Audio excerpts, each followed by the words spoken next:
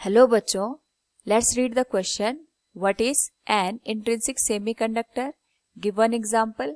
With the help of diagram explain how you can convert an intrinsic semiconductor into an N type extrinsic semiconductor.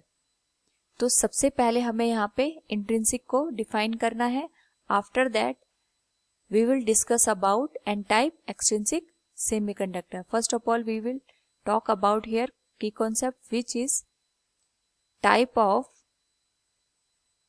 semiconductor on the basis of doping.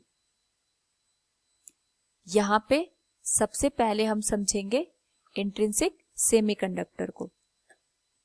तो जो intrinsic semiconductor होते हैं वो अपने आप में pure semiconductor consider किए जाते हैं.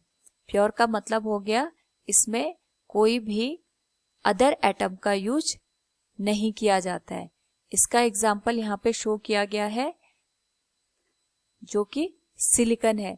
अगर आप यहाँ पे देखोगे तो सारे के सारे एटम सिलिकॉन के हैं और यहाँ पे सिलिकॉन के अलावा और कोई भी टाइप का एटम यूज नहीं किया गया है.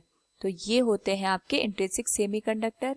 यहाँ पे जो कंडक्शन बैंड और वैलेंस बैंड होता है इंट्रिंसिक सेमीकंडक्टर के बीच में, वहां पे जो इलेक्ट्रॉन्स होते हैं वैलेंस बैंड से कंडक्शन बैंड में एट रूम टेम्परेचर जंप कर जाते हैं.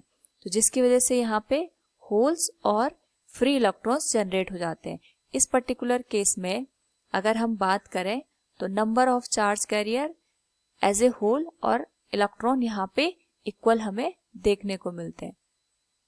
नाउ अगर हम यहाँ पे किसी इंट्रिंसिक सेमीकंडक्टर को कन्वर्ट करें तो it will convert as extrinsic semiconductor.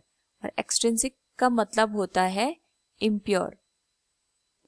इसका मतलब हो गया यहाँ पे जो एटम होता है सेमीकंडक्टर वो एक सिंगल एटम ना होके वहां पे अदर एटम को भी हम ऐड कर देते हैं, जिससे यहाँ पे जो सिलिकॉन या फिर जर्मेनियम या कोई अनदर हम सेमीकंडक्टर की बात करें वो प्योर फॉर्म में ना होके एक तरीके से इम्प्योर फॉर्म में एग्जिस्ट करता है.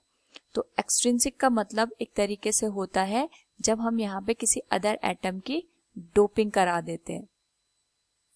इस पर्टिकुलर केस में अगर हम यहाँ पे देखें तो दो तरीके से हम यहाँ पे जो इंट्रिंसिक सेमीकंडक्टर है उसमें डोपिंग करवा सकते हैं. एक तो ट्राईवैलेंट की, दूसरी यहाँ पे पेंटावैलेंट की. तो हमें यहाँ पे एन टाइप सेमीकंडक्टर के बारे में पूछा गया है, that is an type semiconductor. तो जब भी हमें इंट्रिंसिक सेमीकंडक्टर को एन टाइप सेमीकंडक्टर में कन्वर्ट करना होता है तो यहाँ पे हम कोई भी पेंटावैलेंट एटम को डोप करा देते हैं, जिसकी हेल्प से यहाँ पे हमें जो इलेक्ट्रॉन्स होते हैं वो as a free charge carrier देखने को मिलते हैं. यानी इस पर्टिकुलर केस में अगर हम देखेंगे तो जो नंबर ऑफ इलेक्ट्रॉन्स है those will be greater than number of holes. अभी इलेक्ट्रॉन्स कैसे जनरेट होते हैं यहाँ पे एक एग्जाम्पल के थ्रू इसको समझते हैं कि ये सारे के सारे सिलिकॉन एटम है. यहाँ पे हमने एक पेंटावैलेंट एटम ले लिया, फॉर एग्जाम्पल आर्सेनिक. तो आर्सेनिक के आउटर मोस्ट शेल में यहाँ पे 5 इलेक्ट्रॉन्स होते हैं.